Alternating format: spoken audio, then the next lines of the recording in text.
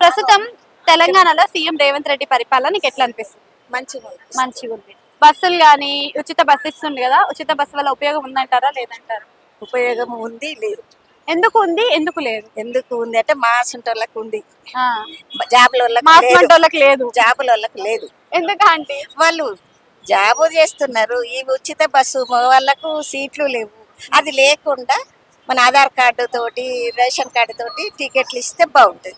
ఆధార్ కార్డులో మా వాడు జాబు మాకు లేకున్నా పర్వాలేదు, మీద వాళ్ళకు ఉండాలి అంటే టికెట్లు ఇవ్వాలి. మీకు కూపన్ కార్డు ఉన్న వాళ్ళకు ఉచితది మంచిగా అనిపిస్తుంది. ఉచిత కరెంట్ కానీ అవి వస్తున్నాయా మీకు? రాదు. రాదు.